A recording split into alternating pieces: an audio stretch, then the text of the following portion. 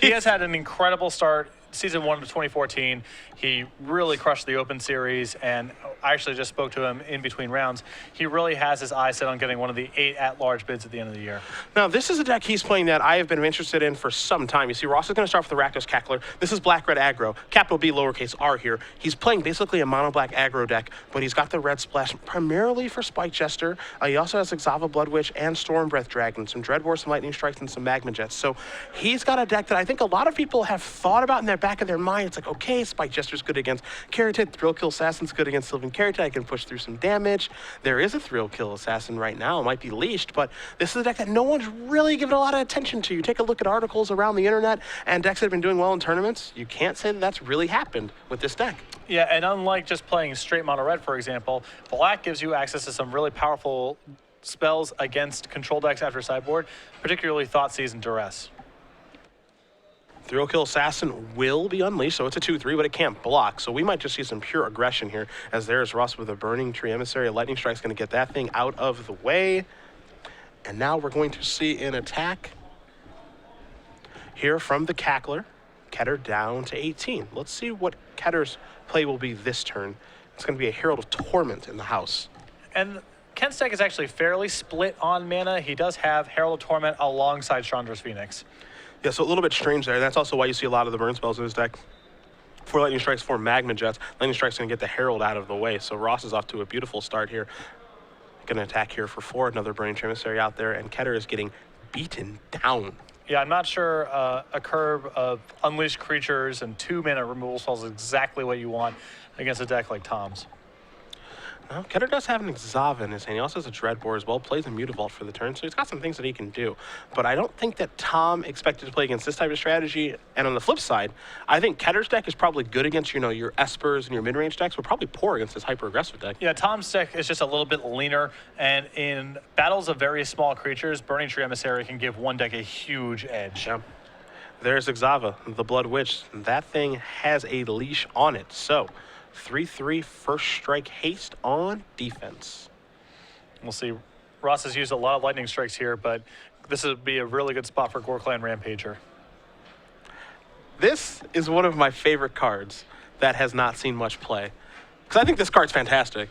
But just given the context of the format, it just hasn't really gotten to shown up where I think maybe it should. It feels kind of like, you know, honestly to me, like Thunderwall Hellkite from a previous format where it's just like, we all know this card's awesome. Why aren't people playing it? And people finally found a home for it and then started to run rampant. Yeah, I mean, the deck building cost is pretty high. You know, you need to have black and red mana in your deck, obviously. 4 mana is a lot to spend in a lot of places. It doesn't match up the best against some cards, but raw power is very high. You saw Ketter there get attacked, and I think he chose not to block, so he's just going to pass the turn back here. At the ready, there's a Skylasher from Ross to replace that Burning Tree Emissary that did die. Ross is going to untap, and of course, when you're a red-green aggro deck, you have to be scared of Gorklan Rampager. And I think Kent definitely respects the possibility of Rampager and wanted to work the game into this spot where he gets to untap with Magma Jet mana available to kill in response any creature Tom happens to pump with his Rampager. Now this is a new addition to this deck because we've seen Tom employ this strategy before, the Titan Strength, hyper-aggressive red strategies. Fanatic of Xenagos gives Tom a very compelling reason to play green mana, as that's going to come into play. But no attacks, it looks like, here from Tom. He's just going to play a Stomping Ground and pass the turn. This is a Magma Jet on a Burning Tree Emissary. Kent is going to scry. You see a Lightning Strike and a Mountain are the cards that he's looking at.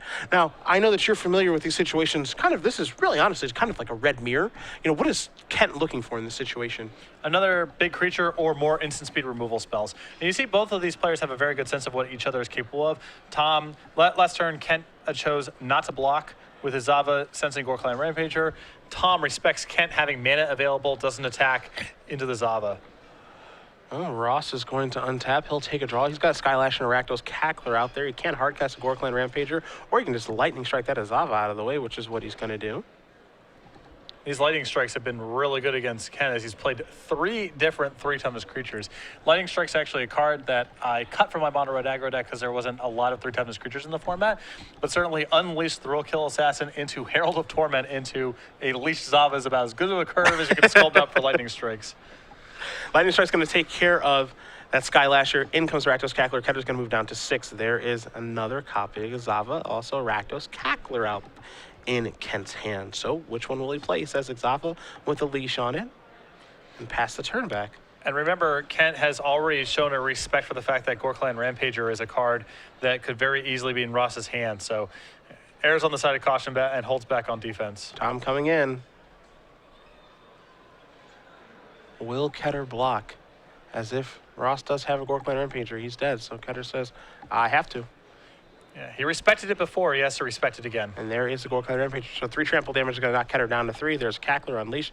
Ross will pass the turn back. Ketter will take a draw. It's a lightning strike to go along with the Rakdos Cackler. That's actually a pretty good draw, given the situation. Yeah, I mean, he can trade a Mutavault with a Cackler. He can lightning strike another Cackler. Of course, Tom with all sorts of draws to win the game from that vantage point. But Kent is starting to recover a little bit. It's a little crazy to say, but if I'm in Ketter's situation, I would actually play the Rakdos Cackler in his hand Unleashed to actually start to get the beatdowns going, because he can use the Swamp, play a Cackler, use the Mount to activate Mutavault, block a creature, and then strike the other one. Yeah, and certainly a 1-1 on defense is not doing very much against Ross's board right now, so it's another incentive. You can't block, so you might as well start attacking. Yeah, you got to turn the corner at some point, and this is a good time to try, so he will play the Cackler, and there is the Unleash. So Kent maybe going to try to bait Tom a little bit here, saying, oh man, this sucks. I got to play a Cackler Unleashed, you know? And Ross says, I'm going to get in the red zone here. So Mutavault's going to get active. Here's a block. And before damage, we're going to have a lightning strike. Did Ross maybe draw another copy of Gorkland Rampager? No and no. Things are going to trade. Does Ross have a follow play? He does not. So Ketter's going to try to turn the corner now. Not sure what that card was, but here's an attack here for 2 from Kent. And it's a Thrill Kill Assassin. Will he unleash this one? Would you unleash this one? Well, I would not, and I like Kent's play here. I mean, there's just too many draws that Tom has that can kill you from here. You have to respect the possibility of haste creatures as well.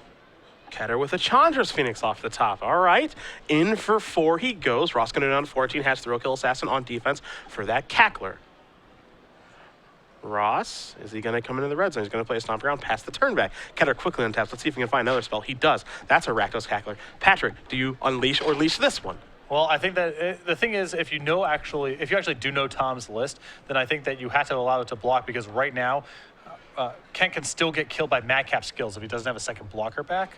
If he doesn't know Tom's list, then he's going to play it Unleashed, because as far as he knows, the Thrill Kill is still live. And even if Tom draws a way to kill the Thrill Kill, Tom isn't attacking for lethal this turn, but Madcap skills throws that all for a loop. Ross going to play a Fire Drinker Satyr. Going to pass the turn back here, so maybe Kent's going to have to slow down a little bit. Kent draws a Temple of Malice. Not a bad card to actually slow down with, because even though it's not a spell, it provides information. So into the red zone, Kent goes again. He's going to attack for 6. Ross is going to, we'll see if he takes 6 on the chin here. I would imagine he would, so he's going to go down to 4. What a dramatic turnaround in this game. Yeah, Kent did a really good job of that one turn. He didn't play with the Zava to hold up mana of the following turn to play around the Rampager. It was really sharp. There's an Ash Zealot. That is a haste threat. Into the red zone comes Ross with everything. And all it takes is a top deck like that to get this one over with. His Thrill Kill Assassin's going to go in front of the Fire Drinker Satyr. Kent's going to take a look at that Temple of Malice. He's going to pack it up, pack it in. Tom Ross with a timely top deck. Going to win game number 1 over Kent Ketter. Red-green aggro over black-red aggro. And as you would imagine, a pretty dramatic, fast-paced game there. A lot of removal spells on both sides. Kent has a really powerful card in the matchup in Magma Jet, as he gets to fix his draws and kill most of Ross's creatures. Ross with Gorkland Rampager, which is incredible at breaking up these sort of creature stalemates and allows him to attack into some of Kent's bigger threats. So a pretty awesome first game there. We're going to start with the sideboards here. Now, I've got Ketters in front of me, so I'll take a look at an Erebos God of the Dead, another Stormbreath Dragon to go along with his 3 in his main deck, 3 Dark Betrayals, 3 Doomblades, 3 Mizium Mortars, and 4 copies of Skullcrack. And I also am looking at an Ultimate Decay that was scratched out. Funny story there, where Kent wrote that on his deck list in St. Louis and got a game loss because of it.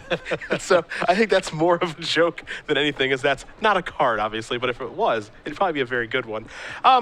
Dark Betrayal, obviously not going to come in. Stormbreath Dragon, Erebos, those are going to stay on the bench. Doomblade, very easy card to bring in. Mizium Mortars, easy card to bring in. So that's 6 removal spells. My question for you, and actually it's kind of funny that I have you in the booth with me for this one. You know, how many removal spells do you want to have in a red mirror? We already know he's got 4 Dreadbores, 4 Lightning Strikes, 4 Magma Jets. You board in 3 Doomblades, 3 Mizium Mortars. That's upwards of 15 removal spells? If I'm in Kent's seat, I bring in everything. And the reason is because he has much better large creatures than Ross presumably has. He has Exava and Stormbreath Dragon. Those are pound for pound way better than any creature Ross has in his deck. So Ken can play actually a more defensive game where he uses his removal spells early on to buy him time to deploy his larger threats. And in that world, I want every piece of removal I can find. How about on Ross's side? He has another copy of Armed Dangerous, 2 in the main deck, 2 Skullcracks, a Ranger's Guile, a Forest, 3 Domri Red, 2 Mammoth Jet, 3 Searing Blood, 2 Shock. I think you're going to also see Tom bring in the removal here, as the removal also doubles his burn. So it's not as situational as bringing in something like Mizzium Mortars, let's say. Searing Blood's especially good in that role. You also might see him bring in the Ranger's Guile. He has to appreciate that Ken potentially has a lot of removal in his deck as well. So he can only go so overboard with the amount of cards he's bringing in because he can't cut that many creatures, especially against a black-red deck where they're presumably bringing in a lot of removal. But he does, for example, have 3 copies of Madcap Skills and 3 copies of Titan Strengths that are fairly easy cards to cut when you're playing against a deck with a lot of removal and blockers. Okay. As these players do shuffle up here, I'm going to continue to pick your brain because now I already know that you like Tom Ross's deck. So we've already watched it once. What do you think of this black-red aggro deck here by Ketter?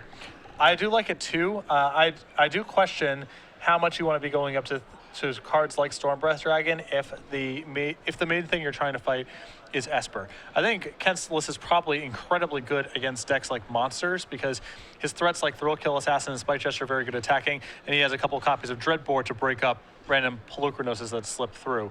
I do question how high you really want to be going when Esper is the deck to beat, however. I mean, that's obviously Stormbreath Dragon, a card that's great against them, but you're kind of a low-curve deck, so it's a little bit awkward. Even though we have seen decks like this in the past succeed, I'm thinking, of course, of the Black-Red Zombies deck that kind of ran rampant in the front end of 2013, back into 2012. That deck was incredibly powerful, back-to-back Grand Prix wins, but it started with Rakdos Cackler, topped off at Thundermaw Hellkite, had some Falkenrath Aristocrats and some Dross Messengers in between, and some Rakdos Guild Gates, a bunch of lands. It's a really wonky deck. You could get some very strange opening hands, but the power level was very high. Yeah, and Ken has a lot of scrying in his deck, to be fair. He has 6 scry lands, the 4 red-black temples you would anticipate, along with some off-color Temple of Triumphs and Temple of Silences. That, alongside Magnet Jet, can allow him to sculpt certain games where he's either, shipping Stormbreath Dragon and lands to the bottom of his deck and playing a low-end game, or keeping lands and Stormbreath Dragon and putting the Rakdos Cacklers and Thrill Kill Assassins of the world on the bottom of his deck, and trying to sculpt his game plan as appropriate in either path. So scrying does allow him a pretty powerful way to hedge between the 2 paths he's pursuing because he can sculpt the game as appropriate depending on which line he wants to go down. Now, we had a feeling after what happened in Los Angeles last weekend, you and I were there, as well as Cincinnati, 4 Esper decks in the finals of those 2 premier level events. We had a feeling people might turn this direction of hyper-aggressive black-red and red-green aggro decks. You see this right here, both players sitting at 5-1. Of course, we started with 4 rounds of legacy action between the 2 of them, but I don't think either one of these players have lost in standard yet. This, if we start to move towards this direction, I know you're a huge fan of the card Searing Blood. We could see an uptick in that card. Oh, absolutely. And this would actually be a pretty good field for Chandra Pyromaster as well, as anytime that card's actually killing one toughness creatures, it's incredibly powerful. Yeah, this is a really healthy response to those Things to Revelation decks because the tools are there to beat those decks. And those decks do not fare very well against these hyper-aggressive red strategies at all. Yeah, the issue is I think for a while people were trying to beat Esper with cards like Rurik Thar and Sire of Sanity, and you can beat Esper in some percentage of games with those cards, but generally speaking, you're slowing down your deck when you're bringing those cards in, and you open your exposure to cards like Essence Scatter and Dissolve and Syncopate when you're trying to go that high against them. Esper is much less equipped to sideboard effectively against a lot of cheap stuff. Now, they do have good cards in their deck already game 1 in Supreme Birth and Chase Architect, I thought, to fight those kind of fights. But they're rarely sideboarding into a lot of stuff that matters. Whereas when you're trying to play these monster strategies or what have you, and trying to sideboard in a bunch of 5 and 6 casting cost cards that are powerful, I think you just end up playing right into their hands a good percentage of the time. Again, Ketter and Ross will be playing game number 2 here in just a moment. Both these players rather accomplished, as we've been saying that a lot this weekend. Matchups like this are going to happen. And we have a quick update for you guys. Brian Runwin against, I believe, Todd Anderson. And they're battling, so we'll be moving over to that one. And because this one probably won't take very long, but Brian did win game number 1 because why would he lose this weekend? Exactly. Why even make it close? Yeah. Temple of Malice here to start. So Ketter without a 1-drop, but he does get to scry the top card to the bottom of his deck. Ross? Gonna start breaking those walls down with a Rakdos Cackler. There's a Thrill Kill Assassin. It will be unleashed. And he's going to be on the aggressive plan, I suppose. Being on the play gives him a little more flexibility. But I think in the matchup, his deck is better suited to be a control deck. Well, we will see. Here's a couple copies of Burning Emissary. I think this is a reason to slow down. I think you have proven your point in spades. Might want to pump the brakes over there, Ken. Double Burning Emissary into a Skylash from Tom Ross. So there's not a card like Bile Blight in Ketter's deck to punish him. So it's time to start trading already, which that Thrill Kill Assassin cannot do. I'm not saying that Kent necessarily made a mistake by unleashing last turn, but it did feel like he might have been a little bit on autopilot. Again, I think his deck is very well structured to just play removal spells into powerful 4 and 5 mana creatures. Damage racing with Tom's deck is a fool's errand. Good. Tom's deck is so much better suited. We're going to see a Temple of Triumph. Top card's going to stay on top. I think this is all about role assessment here, where, you know, I could see Kent thinking I'm on the play. I'll give the beatdowns. Just go around and Burning Emissary saying, hey, don't forget about how awesome I am because I facilitate some ridiculous aggressive draws. As Dreadboard's going to have to trade with something. It's going to take down one of these Burning Emissaries. Obviously, Thrill Kill can't block. So come on in as Kent does roll up his sleeves and passes the turn back. Yeah, Burning Emissary makes my top 5 list of most powerful cards in Standard. Not always in decks that are any good. That's a separate issue. Sure. But in terms of raw power and how good is it in the decks it's facilitating, whether it's green or red Nykthos strategies or just straight beatdown decks, it is incredibly powerful. Yeah, I think some people tend to forget because it's not right in front of us. Remember the old Naya Humans deck that had Burning Emissary, that the draws it enabled were completely absurd? And, yes. You know, you'd come to your friends, what happened? I played against Naya Humans. Oh, so double Burning Tree draw? Yep. That's kind of what's happening here. Creature's going to go in the red zone. Ross going to play a land, pass the turn back.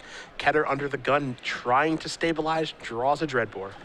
And Ken has to be thrilled with what appears to be a temporary reprieve. If Tom had much to add to his board this turn, not even his removal spells and Zava could theoretically keep him up in this game. But instead, he might have enough time to deploy his blockers and removal spells and start to catch up from this hole that Tom has thrown him into to start the game. Well, don't you dare trust that crafty player on the right in Tom Ross. I know he's got that smooth style from Louisiana, but this guy knows how to play these aggressive decks. Oh, yeah. He's got some stuff over there, okay? Yeah. See what Ketter wants to play this turn. This might be an untapped Blood Crypt, which is a Fist Pump. If you're Tom, you got to be thrilled. Here's a Spike Jester. And wow, we can't stop. We won't stop. Even Tom looks a little taken aback. You want to race with me? Deal. All right. It's one way here. Ross goes down to 11. I know Ketter's got a Dreadbore. With playing a Ravnica dual land untapped, I mean, this is as aggressive as it gets. Hey, we're on the one-way highway. Yeah. Honestly, I feel like Ketter's almost decided, you know what? I'm committed to my plan of just trying to kill you as fast as I can. Let's get the race on. Ross is going to put a Skylasher in. I believe Ross's hand is Ash Zealot and a Shock, so Kent's just dead. Is that a good hand? There's a Shock. Ketter's going to go down to 8. Ross is going to untap. I told you he didn't have nothing. He's going to show an Ash Zealot, cast that, and that is going to do it. Tom Ross is 6-1 here in the Star City Games Season 1 Invitational. Ketter is going to pick up his second loss. Black-Red Aggro, a little innovative, but I'm kind of with you. I felt like Tom might be favored in this matchup, and won that one pretty easy. Well, I do